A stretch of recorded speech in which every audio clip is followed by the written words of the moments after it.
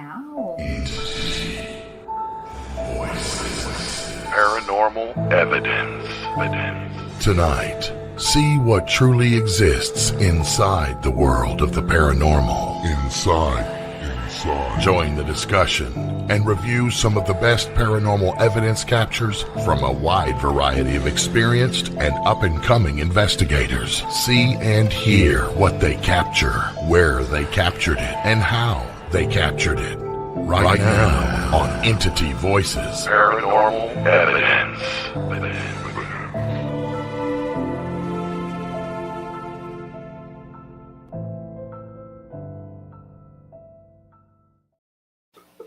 Hello, everybody, and welcome back to Entity Voices Paranormal Evidence. We got to do it. I am Chris. I am Audra. I am Tony. Cherie. I am Ron, and I am Lourdes. Look at that. The whole crew. I really hope everybody had a happy Thanksgiving. Yep. Did everybody have a happy Thanksgiving? yeah. Yes. It was good. Good. That's right. Tony, you sure you guys went camping, right? No, we went Mining. Oh, for Apache Tears Obsidian. yeah. I saw. Hey. I thought you were camping though. I know I speak from all my ancestors when I say, haven't you fucking white people given us enough tears? Good point. Good Right. point. But it was fun. Damn, that's It was fun. Okay. Okay. Yeah. Good. Yeah. Perfect. you took our land, now you want our tears. Uh-oh. Quit crying, Chris. The one thing my mother always used to tell me, because we're Cherokee, right? At least they let us survive. So I'm thankful. Yeah. I'm actually half Cherokee. My father is Italian. My mother's a Jeep. Ron, you ain't right. That's wrong. Wait, right. That's wrong. That's funny. My great grandmother was actually full-blooded Cherokee Indian. Oh, the Old God tribe. Yeah, the old God tribe. My fourth great grandfather was Sequoia, though. See, Woo. I'm right here on the border of Oklahoma and Arkansas, and my mother was born in Short, and all of our relatives. My grandfather was a Little John, and his parents were Blackbirds, and they were the daughter. But going back, it was the daughter of Sequoia. So his house is about 40 minutes away from here. That's cool. But you said Little John? You're gonna have to come down here, man. I'll take you to Solid Gee. We'll go see the Trail of Tears. Oh wow. Yeah, we'll go see it. We'll go see a lot. I'll show you some really cool stuff. Our burial mounds, our ceremonial sites, and everything down here. Grace, you're related to Little John or the rapper Lil Jon? I do. No, he stole my name. That's what You know that. 50 Cent. That's awesome. funny. So I got some fun things to tell you about. We of course we drove up to Ohio to visit Audra's family for Thanksgiving, and on a normal day, it takes 8 to 9 hours, depending on how many times you stop to pee, how many times you gotta get gas, right?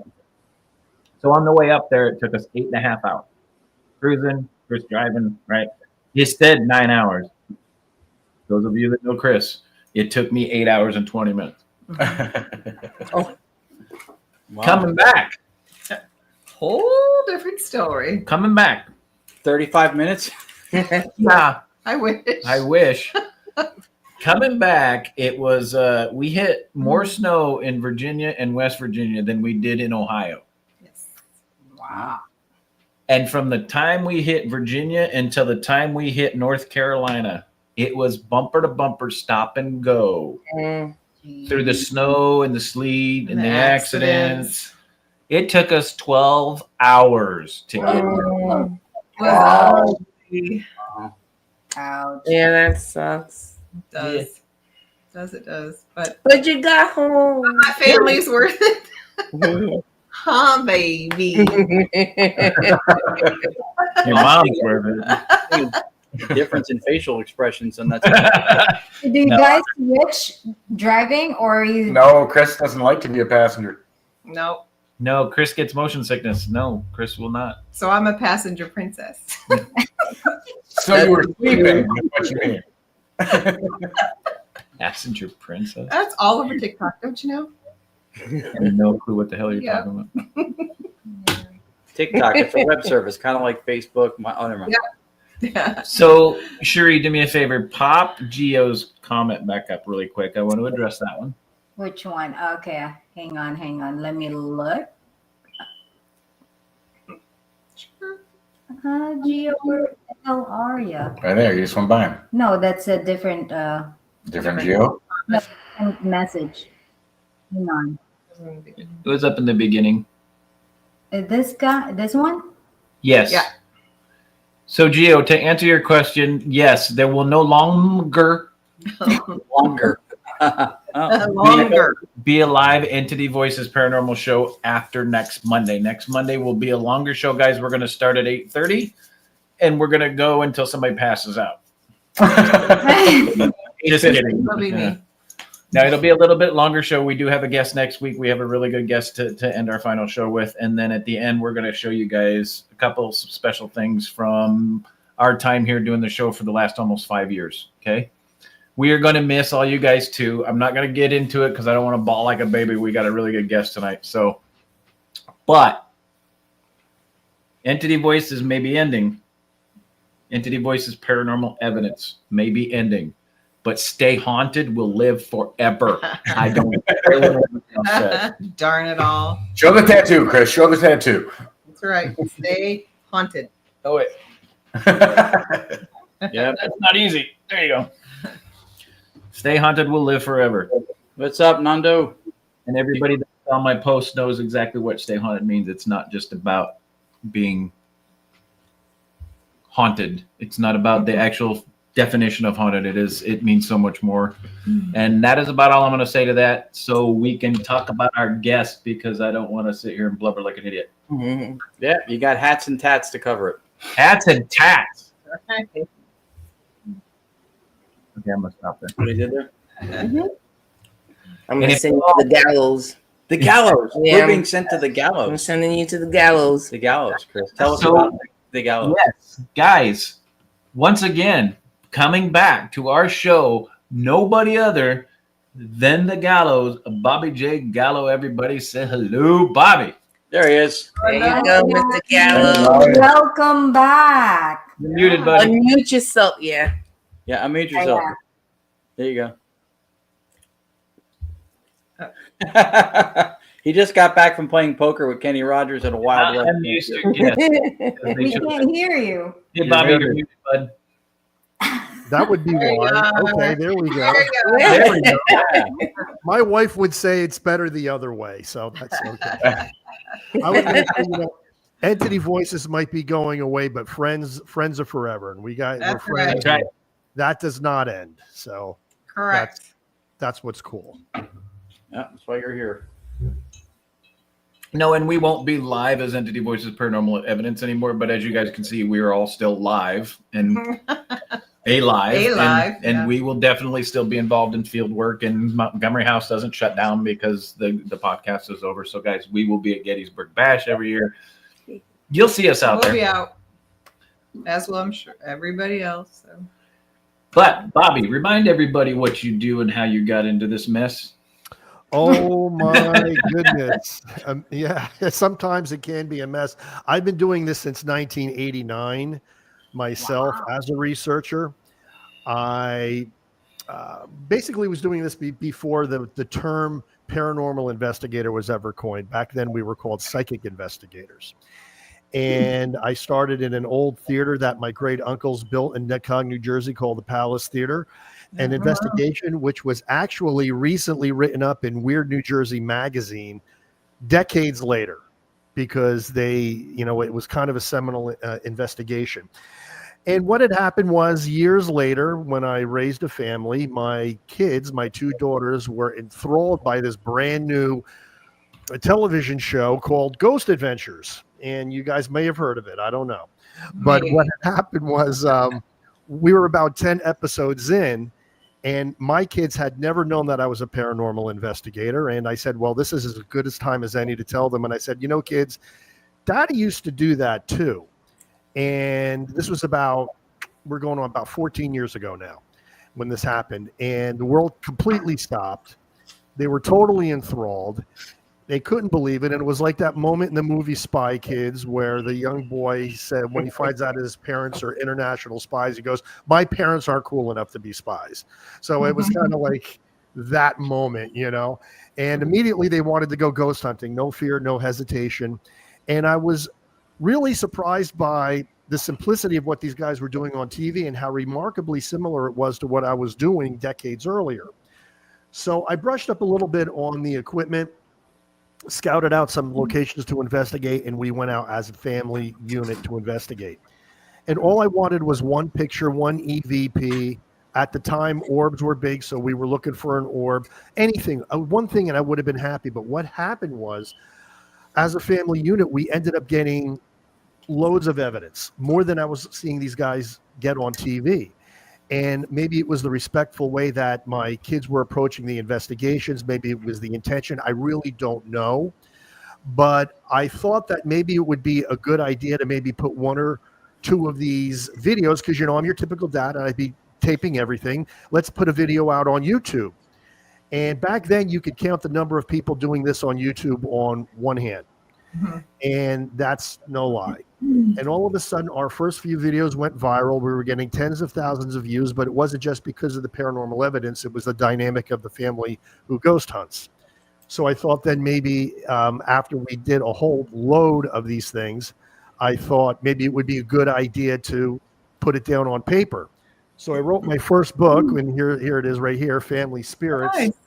And that book, it shot to number 3 on Amazon in the adventure travel category for weeks. It sold more copies in the United Kingdom than it did here in the United States. And then we started, it's just basically blossomed from there. We've been doing it ever since. I wrote a second book, Family Spirits 2, which actually there's a spot in that book that I actually want to read when we present one of the pieces of evidence. But that's basically our story. Nice. That is fantastic. And you guys still do it together? We do. Do you? And Ron knows this. In the past year, our YouTube channel has really taken off. We're now at about 32,000 subscribers and growing by about 200 per day. Wow, good for you. I really don't know why. There's a few things that we've done differently that are causing it, I believe, but I think things just started to hit. Thank you, Jenny. Awesome. Thank you, Jenny. Yeah, that's cool. It's fantastic. Yeah. That's Now, before we get deep into Bobby's evidence and story about his family, there is one thing that we need to do. There's a clip on here that Tony provided for us that I want to make sure I play for you guys. So here we go.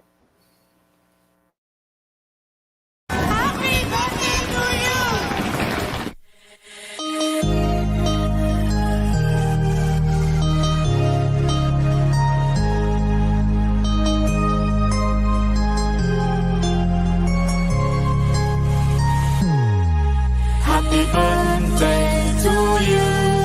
Happy birthday to you. Happy birthday, happy birthday, happy birthday to you. Happy birthday to you. Happy birthday to you. Happy birthday, happy birthday, happy birthday to you. so for those of you who are not aware, yes, it is Cherie's birthday. Cheers. Happy birthday. Oh, Welcome. She's And the alarm goes off. Just kidding. So what people don't realize, It's actually what people don't realize is Tony's camera's reversed. That's actually 45. yes, 45. Yeah. It's reversed? She looks like she's 24. Never mind. Aw, thank you. Thank you for playing that. I just wanted Thank you, to guys. wish her another Absolutely. Happy birthday. Thank you. Thank you, guys. Cheers, cheers. Tony has a spanking for you after the show. 54. Uh-huh. 54 of them, actually. 45. Yeah, 45. Sorry, 45. His camera's reversed. That's remember? right. That's right. Trying to help Tony out here for putting the 5-4 on the freaking cake for everybody to see. Accurate. All right. Thank you, guys. Mm-hmm. All right. So back to Bobby. Happy Yeah, birthday, yeah. Sherry. Thank you, sir. So the first clip I have, Bobby, is evidence clip number 3, made with children. Is that what it says? You cut it off. Made with. No. Don't worry about that part. Do we have like evidence incriminating number evidence. 1? Oh, yeah. Is that how you want them? Because Yeah. Let's start with evidence clip number 1, but it's important for me to give you a little bit of context before the clip. Okay. This is one of our earliest pieces of evidence. When you see this piece of evidence, you're going to see us. This was maybe our 5th investigation, which was really, really early. And it was at Kings Mountain Battlefield in North Carolina. And one of the most pervasive phenomenon at that battlefield are the sounds of a phantom horse. Now, we didn't know what to expect. I did know that this was one of the phenomenon at the battlefield. But when I got there, and I want to let everybody know that we were wearing all rubber-soled shoes at the time, I was the only one who experienced this one live as an AVP, an auditory voice phenomenon, but it's really not a voice. The rest of my family did not hear this. It was only after we got home and did evidence review that I realized we also caught it on our EVP recorder that we had running the entire time. So you're going to see me experience it, and then you're going to see me doing the evidence review. Okay, here we go.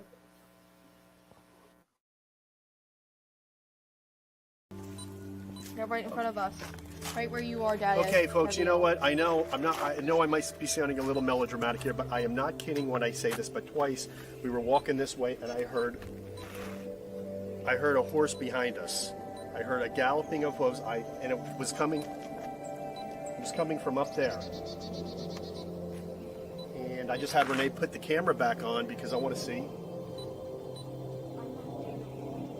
if we could get anything.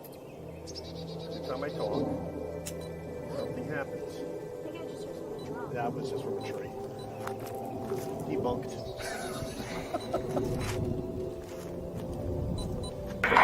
Now, this one thing I want you to know about this next EVP is that one of the most well-known phenomena at Kings Mountain is people hearing a phantom person on horseback. Some people have actually seen him, but more people have actually heard him. I heard this twice. I was the only person in my team to actually hear a galloping of a horse because I was trailing everybody else. I was walking in the back because they all basically walk faster than I do. And I heard galloping. The first time I just dismissed it as my imagination, but the second time I actually stopped and said, hey, I just heard a horse. And no one else heard it. And everybody thought it was just my imagination. Here it is on audio, the famous phantom horse galloping at Kings Mountain Park. Listen to this.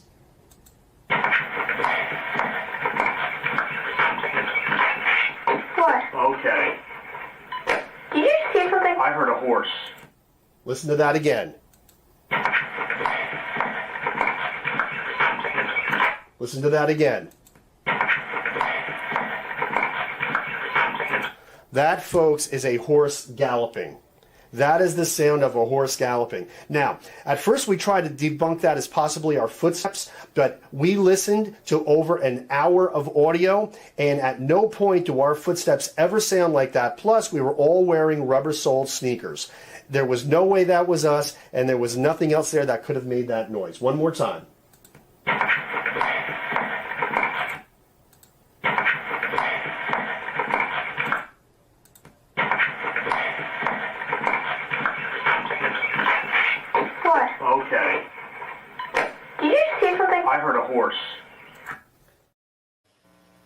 Wow. Yeah, it sounds like there's a couple EVPs in there. Yeah, say you got EVP in there for sure. The word something comes out for sure. I don't know what's after that. That place was loaded. We actually, if you watch that episode, which is we call it's Kings Mountain, and then we did Return to Kings Mountain, which you're actually going to see, this is even better. But there were loads of EVPs during that investigation. I can imagine. Monty Python and the coconuts. That's funny. Now the next one is a follow-up. We actually went back to Kings Mountain battlefield. And remember when I said during the EVP that it was coming up from the ridge? I pointed up to a ridge. Mm-hmm. You remember that when I did that during that clip? This next one, we're on the other side of the ridge. We're up on top of the ridge, directly opposite where we were standing. So play that whenever you're ready. Okay, here we go.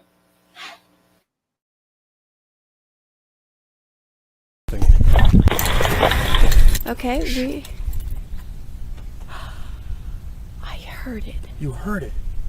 Hear what? Seconds of it. Yep, me too. That was interesting. I heard it. Okay,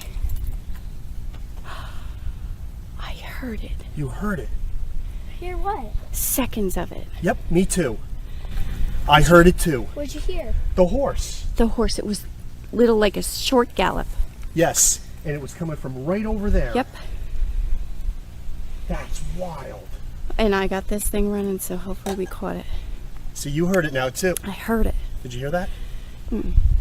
Just got a big spike. I heard that. Went up to 4. I'm not getting anything. Okay, let's just listen. Serious.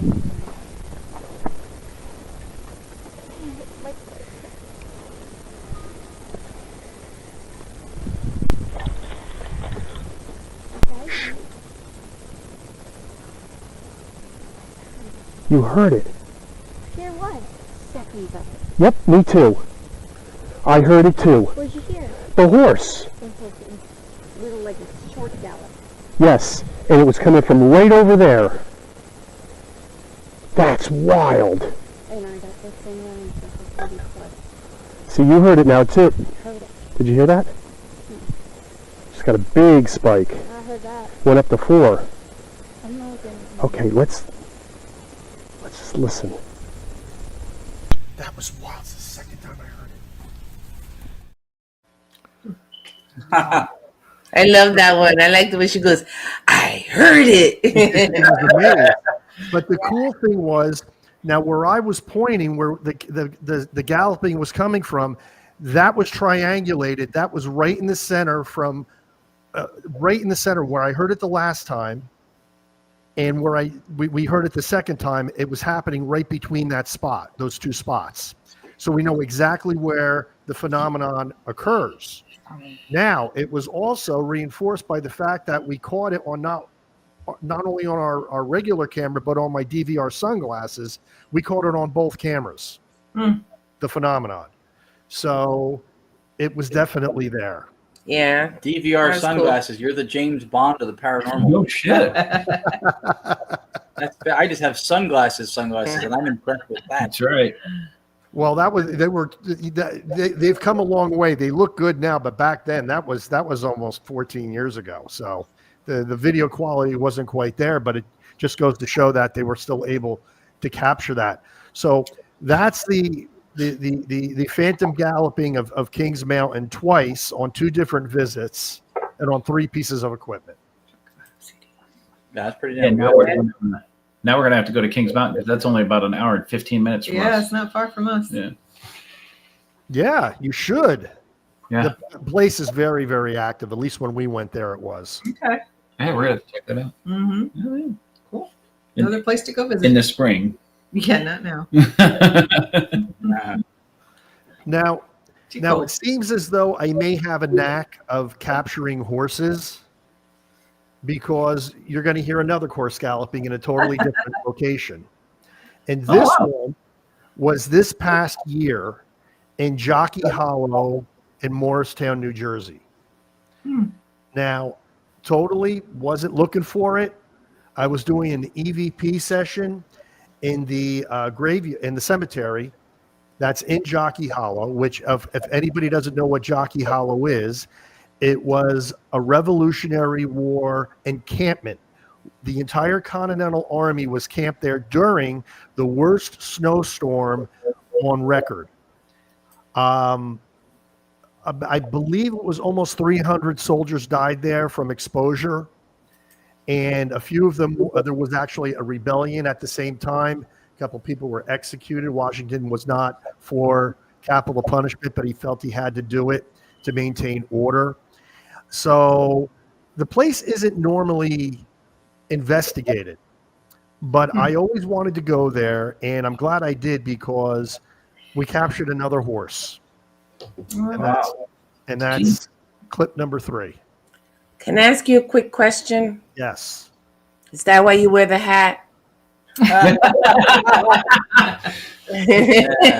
That's wear right. it as a tribute to all the horses that I've captured on EVP. That's right. And if you didn't capture horses, you wouldn't be wearing the hat furlong. Furlong. Jenny just said she loves Jockey Hollow. And yes, Jockey Hollow is an amazing place. Yep, there we go. John Dutton has nothing on Bobby Gallo, y'all. Seriously. Here's that clip. Here we go. Would like to convey, please speak into this box that I'm holding.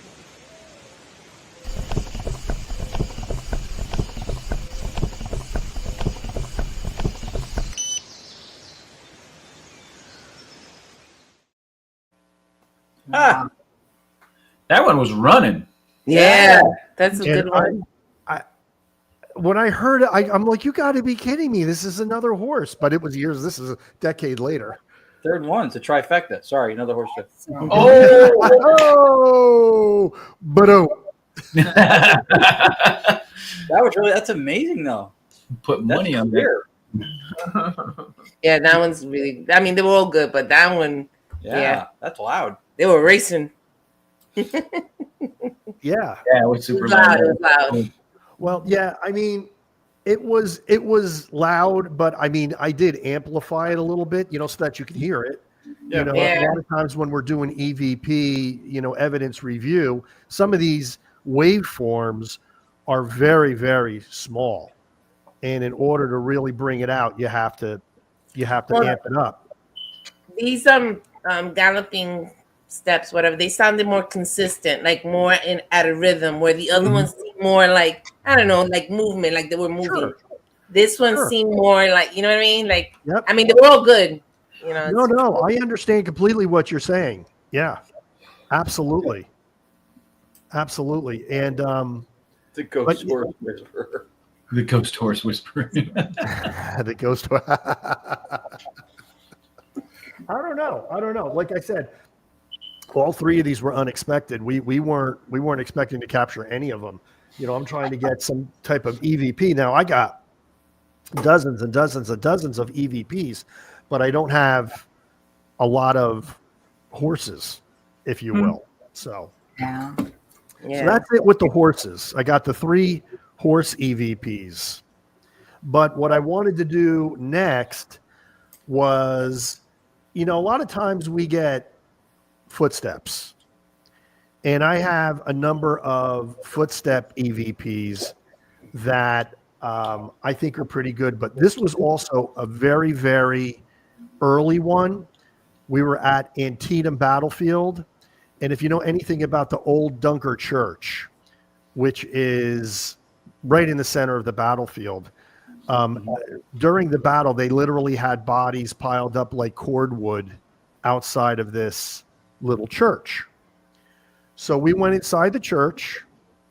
We, wanted to see what we could capture, and what we got really surprised us. And basically what it is, it's the sound of footsteps walking across the wooden floor. So that's the next one. All right. So let's take a listen. Here we go.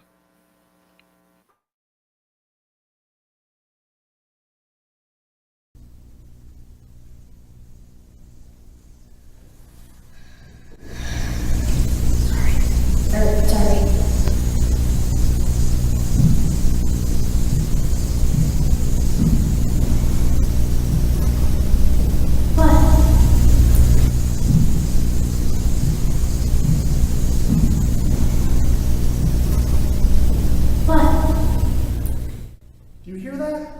it's not her. I heard it. It's not her. Footsteps. Yeah. I thought that was you. No. Yeah, it was around her. I heard her around her. You heard that too? Take pictures by her. Nicole. I heard it too. Quick, get some shots over here. No, I didn't. I heard it. Yeah. Yeah. Yeah. Heavy boots and real slow pace. Yeah. Yeah. You know, And it's- immediately following that, we did an Ovilus session, and we had a message that said "ball hard," like a cannonball, but I didn't think it was good enough to actually put in here. But we were getting all of these relevant communications. Antietam was pretty powerful. It really was. Yeah, there were definitely footsteps and definitely heavy ones. The guy might not have been a horse, but as heavy as his footsteps was, he was definitely hung like one. So, Right, hey, if you think I'm not going out, rim shot for that. boom, boom, boom. Oh, yeah. Yeah, Christoph. Yeah, so we're kind of like blowing through these evidence clips that you guys. Yeah. Yeah, I know. We'll have to talk slower so it doesn't. We only have one more evidence clip, but this one's interesting. This one's interesting because it was also at Antietam. And there's a follow-up to this, which I believe is a mind blower. So this is why I kind of like saved this one for last. This is a regular EVP. Now, I call these evidence strings where more than one thing happens at once. Ron, you have another name for this. For what these are? For when more than one piece of evidence happens simultaneously. On different devices. I call it evidence strings. The more evidence strings you have, the closer you come to proof. I think you call it synchronicity. Is that it? Oh no. Oh yeah, no, I'm thinking of something else. Yeah, now I mean, it could be synchronicity, but yeah, I don't know if I would go with synchronicity. Maybe. I think when you get that though, I think that's remarkable because you have multiple things to corroborate something at the same moment. I'm trying to think of what the term is that I've used for that. Yeah, we can't think of the term right now. I think you mentioned it to me once, which is why I was asking you because I'm pretty sure we've actually spoken about this. Yeah, I mean, I'm trying to think of what it would be, but I mean, it sounds like what you're referring to would be something more analogous to the same way you would look at something like entanglement, when it's not multiple things being measured, it's different perspectives of the same thing represented in different images or in different representations of what's actually happening. It may be something like that. Jenny calls it paranormal lasagna. I remember that from Gettysburg. That's what she does, yeah. Coming from a true Italian from the East Coast, right there.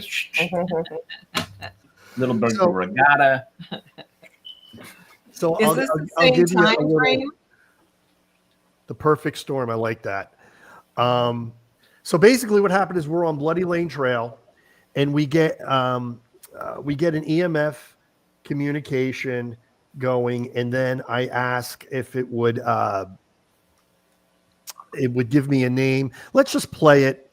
But it's the kicker. After all of this is over, I have a kicker for you. So play that next. Right on. Here we go.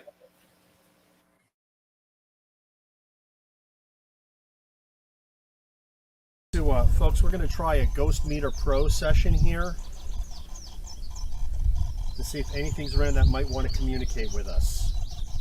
Let's turn this around. We'll get it on camera so that the camera can actually see the needle if it does happen. Anything yet, Nick? Yeah, I saw a yellow one. Yellow one right around here, right next to Court. Hi. No, actually two. One right there, one right there, blue. Okay, Yeah. they're looking at it. They're Okay. trying to figure it out. She's got to stand in front of it.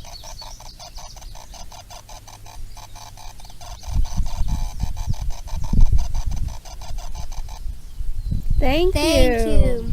Are you a Confederate soldier? Ping 1s for yes and 2s for no. Are you a Confederate soldier? it a chance. Yes. Do you think the battle's still going on here?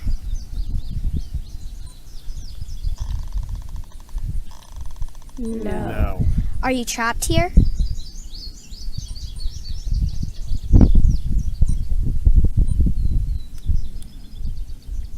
I'm getting chills. Yes. Yes. Is there anyone you want us to communicate to you? For you?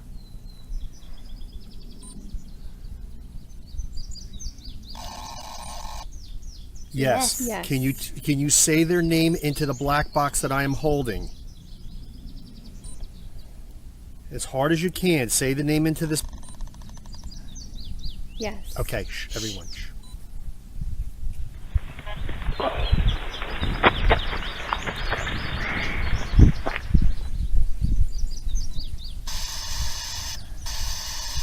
No. Do you have to leave? Yes. Yes. Well, thank you for talking to us. You can leave now. It's my birthday, though. No. No? No? You want to stay? You want us to stay? Did you die here in Bloody Lane? Is this where you died? We just asked 2 questions. Yes, you did die here. You did die here. Yeah. Daddy, come on now, Daddy. You know the rules. One question at a time. That's right. Here's in the spirit. Daddy, stop talking. Yeah, that kid's sharp. Yeah, she's like, stop. She gave you the hand. Yeah. Yeah, you saw that, right? You caught that. He gave you the hand. That's right. Now, okay. Yeah, Bobby, did you notice that you started to get better evidence after you started to bring your kid on? Oh, Anthony, I say this all the time. When I go out myself, I don't get nearly as much evidence as when I bring my family. When they are like magnets. And when I bring them, it's like an evidence fest. When I go alone, it's hit or miss. It's absolutely the case, no question. Wow. Now, here's the kicker to that clip. Now, the clip kind of stands on its own because here we have this EMF communication going that's corroborating with the EVP. I mean, it's in perfect synchronicity with what's going on with the EVP. However, here's the kicker. I did some post-evidence research on this. I did some investigations on that because I wanted to find out who this guy Paul Lee was, and I came up empty. And I had thought that this was never going to be solved. It was just a random EVP, or maybe it was just pareidolia, and it sounded like Paul Lee, and it wasn't. I just didn't know. So I just let it go. I published it, and this happened. I actually wrote about this in my second book, and I'm going to read it to you because it'll be better than me explaining it, because I already explained it once in the book. On August 27th, 2013, someone searching the internet for information on Antietam Battlefield in Sharpsburg, Maryland, inadvertently stumbled upon our Gallo Family Ghost Hunter episode entitled Footsteps of Antietam, and decided to post it to a well-known Civil War website. So somebody's found the episode, they posted to a Civil War website. As expected, it received mixed reviews from historians. Some believe the evidence contained and some did not. But I took this rare opportunity to seek the answer to a question that had been eluding me since we captured that unusual EVP on that field. During the filming of the episode, we were hiking down Bloody Lane Trail, 1.5-mile trench, where the bloodiest single-day battle in American history took place, actually worse than Gettysburg in a single day. 23,000 soldiers were killed just that one day, wounded or missing. All right. Now, at one point during the hike, we established a dialogue with what appeared to be a fallen soldier. We captured the clear name Paul Lee after Courtney asked if there was anyone they wished us to contact. I spent a good deal of time researching this name after the investigation to no avail. I chalked it up to one of those communications that would remain a mystery until one historian on the website did his own research and came up with the answer. Surgeon Paul C. Lee, 3rd Alabama Infantry, heavily involved in Antietam. Dr. Paul Cornelius Lee, 1836, death 13th of March, 1875, age 39. Wow. Wow, that's awesome. So there you go. It was confirmed. Paul Lee was the field surgeon. There was a spirit looking for the field surgeon, and it corroborated the evidence. So wow, that's very cool. Very cool. And the way it happened was pretty cool too. Yeah, how that happened. And literally, that happened years after the fact. That somebody researched that knew what they were researching, and found Paul Lee, who, by the way, now also remember, the ghost answered, said it was a Confederate. Paul Lee was the Confederate surgeon. Yeah. It's a lot. It's a lot of coincidence. Right. Right. That you can't dismiss. That's crazy. Yeah. So you know what was interesting though that I loved about that thing with the yes and no when it said, "Do you believe you're still in the battle?" and it said no. That was good. Yeah. That was good. I'm sorry to have interrupted, but I wanted to say that. No, you're not interrupting me at all. No. But that's what sells it for me. What sells it for me was the was the validation rather of the name from somebody who actually knew who was there. Yeah. And if you look up on the internet, you can actually see the guy's gravestone and everything, the surgeon. Oh. But at the time, we had absolutely no clue. We didn't even know what we were looking for when we got that evidence. So that is cool. Yeah. Well, and the timing of not to mention what you just said, but the timing and the relevance that your daughter was getting on the EMF detector was just, I mean, she was fantastic, man. Yeah. Yes, 2 for no. And man, those were strong no's and strong yeses. Yeah. And good questions. Undeniable answers. Yeah. And a firm hand. And a firm hand. Dad. She's actually like in the next room. She's home from law school this weekend. So she's, yeah. She was a little kid, and now she's going to law school. So yeah, she's doing the hand out of the judge. Which makes total sense. Dad, you asked 2 questions. Now she's in law school. That makes total sense. She was laying down the law back then. That's right. I would tell her to come say hi, but she probably won't. So. Well, she was impressive then. I could imagine now. Yeah. Oh yeah, I mean, she still goes on investigations with us. I mean, so she does absolutely. That's very cool. Very cool. That's very cool. When people look at the type of evidence that gets captured sometimes and think that we're speculating too much, connecting the dots out of wishful thinking, then you look at that and it starts to seem more implausible that it's not what you think it is, right? It's really... Well, yeah. I mean, let's look at the evidence strings. Okay. There's a lot of skeptics of the Ghost Meter Pro, and that's fine. I really don't care. That's fine. But now you get an EVP that's corroborating exactly what's going on that piece of equipment. And now you got a Civil War historian validating the EVP. Right. So Klaus Heinemann, which I talk about all the time, I talk about this guy all the time. He said, what did he say in his book? He said that it's a statistical impossibility when too many things like that happen in a row for it not to be something intelligent. Yeah. Right. Mm-hmm. There comes a point where you have to say, okay, there's something here. There's something happening. That's how he looks at it too. So. Yeah, no, it's a great way to look at it. Yeah, it's too much. And it all, the guy said he was Confederate. The doctor's name that happened to be a real doctor person who was involved in that was on the same side, right? If he was the opposing side, he wouldn't be looking for the other people's doctor, unless of course it was an HMO thing, which we won't get into that. But I mean, so everything lined up. That's crazy.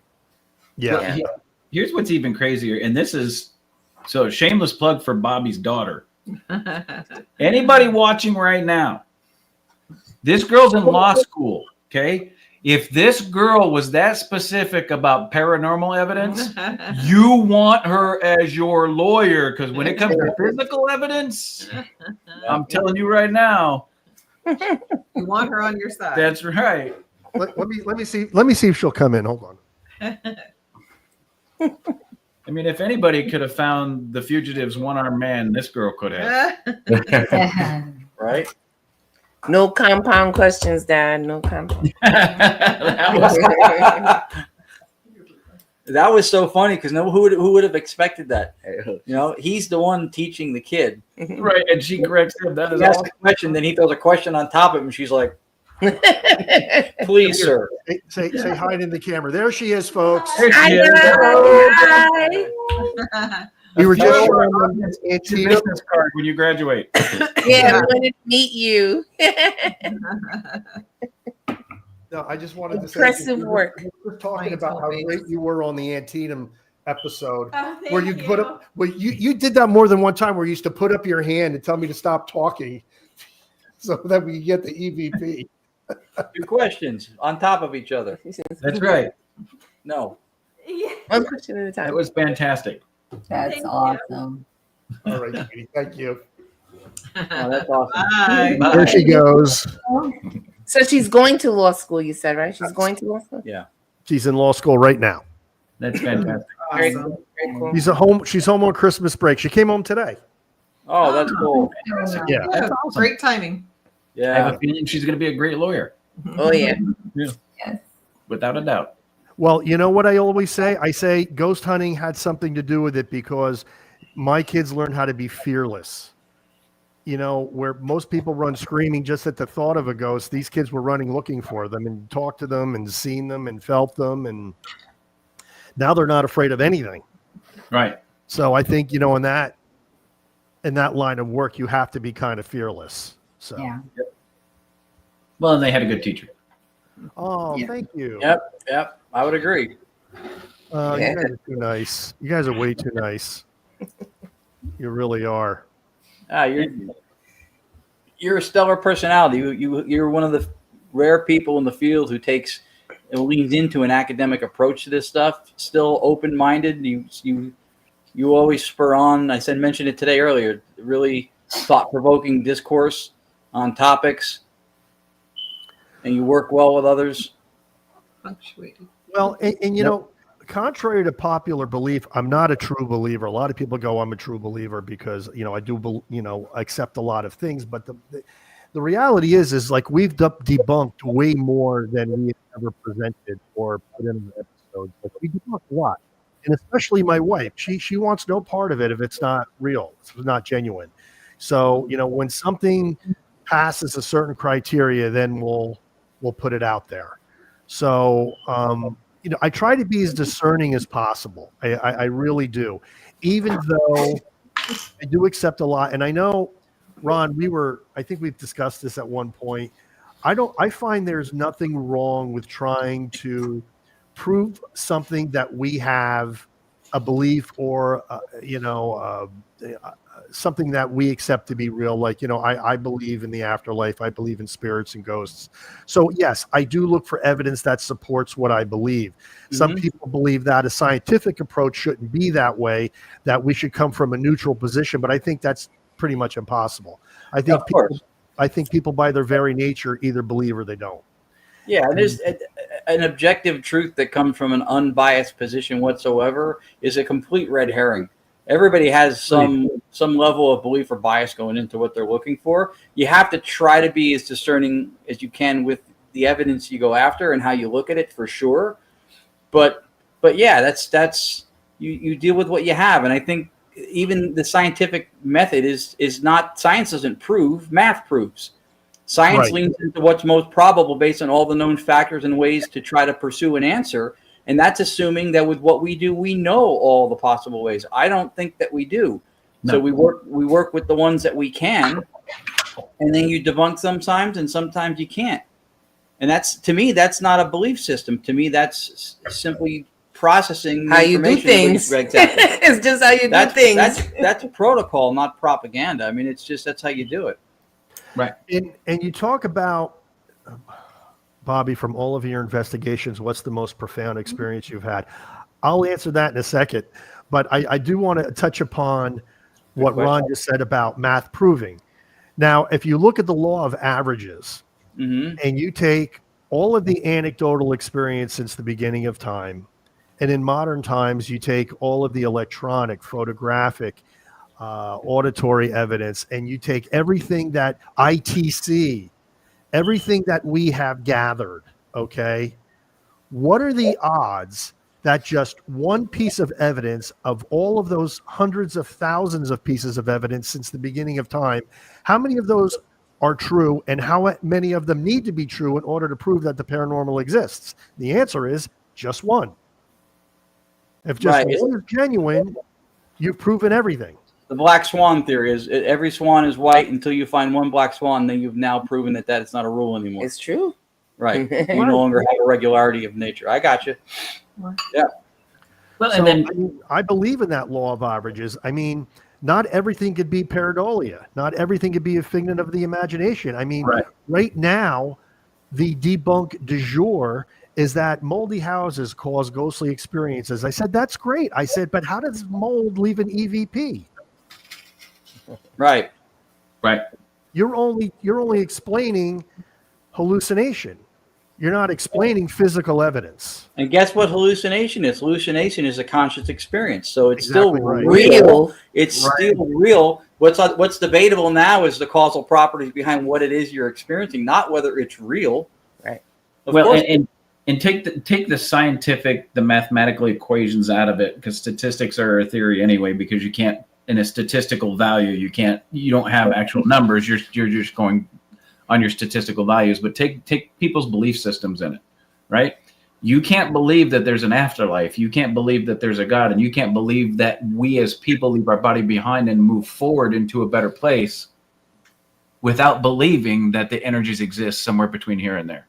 That's exactly right. Yeah. Now, just to answer Todd's question, what was my most profound experience? I actually wrote about it in my second book. And Sylvia Rossi, she's the psychic who was responsible for it. My most profound experience was not something that I did on my investigations. It was something that happened to me while I was 5 states away from my sister-in-law. My sister-in-law sat for a reading from Sylvia Rossi. Now, Sylvia, if anybody knows anything about Sylvia, she is a psychic who's worked with police departments to find missing people. She's the real deal. And of any psychics I've ever known, she's the one who I trust the most. But what happened was midway through the reading, Sylvia had stopped and she didn't know me at the time. And she said that she needed to get a message to a Bobby. Do you know a Bobby? And my sister-in-law says, yes, that's my brother-in-law. She says, there's a message coming through from a Vince. Do you know a Vince? She goes, yeah, that's my deceased father-in-law. She says, tell Bobby that I don't look like that anymore.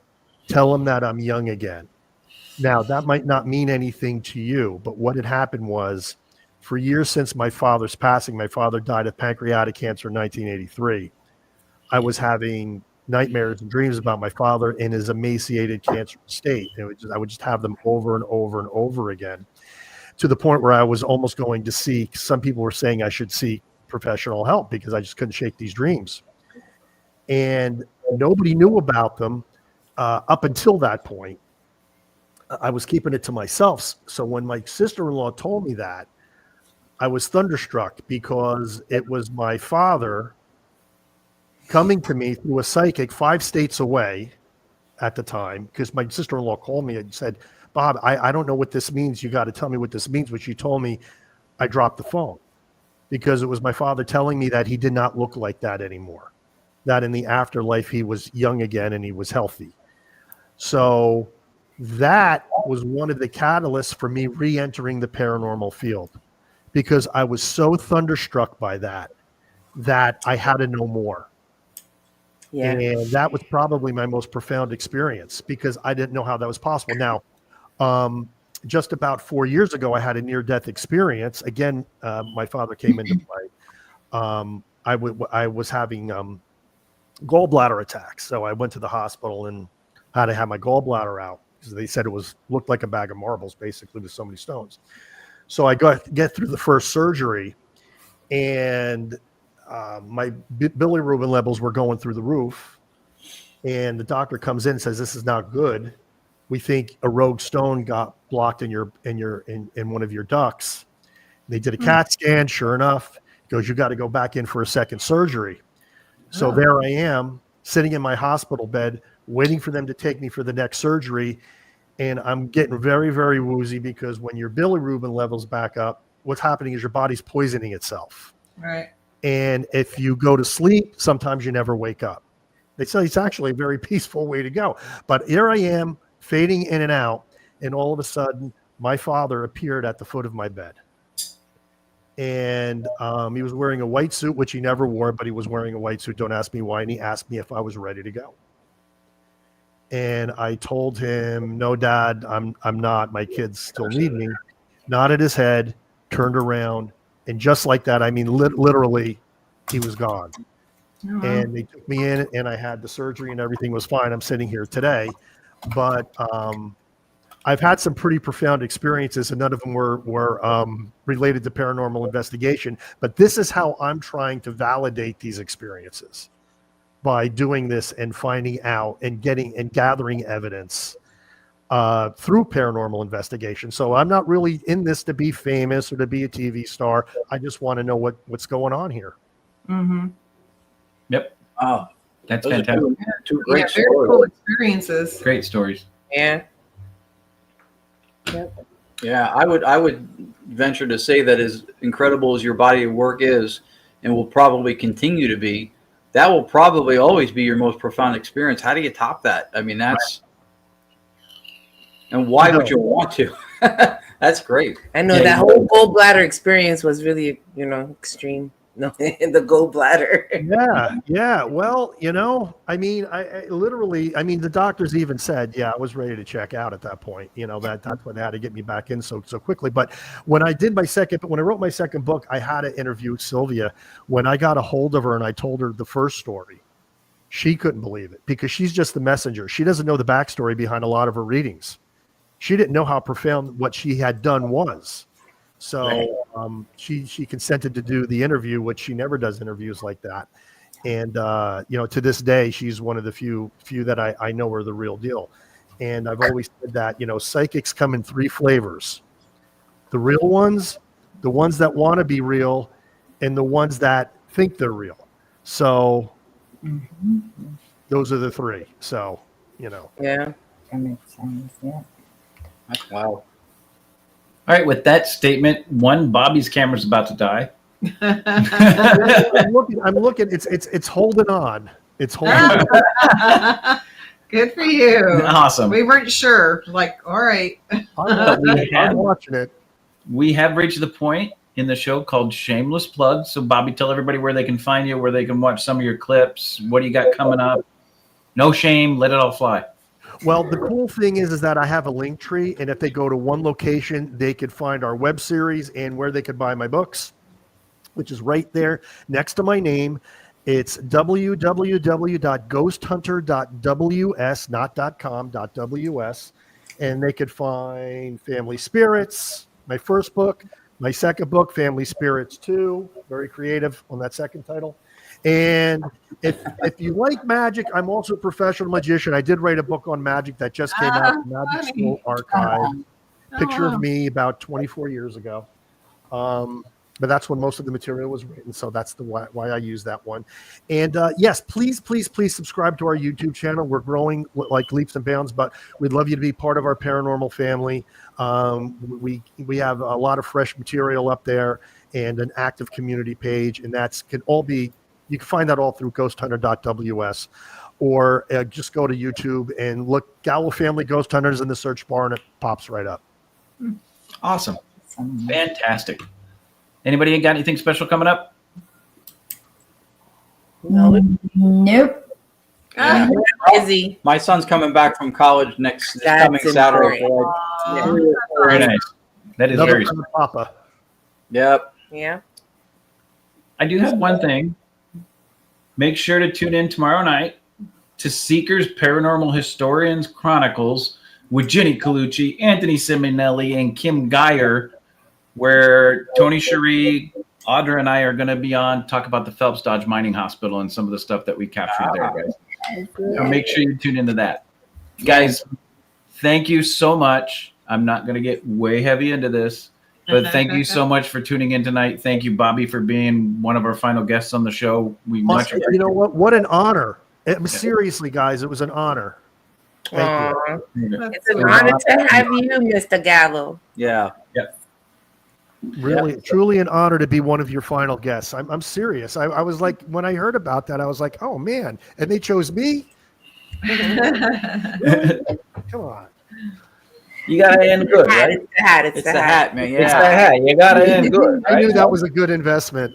It is. It's in the book. I put you. What did I call it? I called it the badass hat or something. I love it. All right, everybody watching, thank you so much. And I'm sure there'll be more thank yous coming next week. But make sure you tune in next week. We will go live at 8:30 p.m. next week. And we will go until we're done, which will probably be between 10 and 11 o'clock on the East Coast. But we will make sure that we go out with a bang. And if you don't know us, you don't know that we won't go out with a bang, right? So make sure you guys tune in next week. Same time, same channel. One last time, Entity Voices Paranormal Evidence. And the only way you're going to get there and watch the very last show, guys, stay haunted. We'll see you guys next week. Have a good night. Thanks, everyone.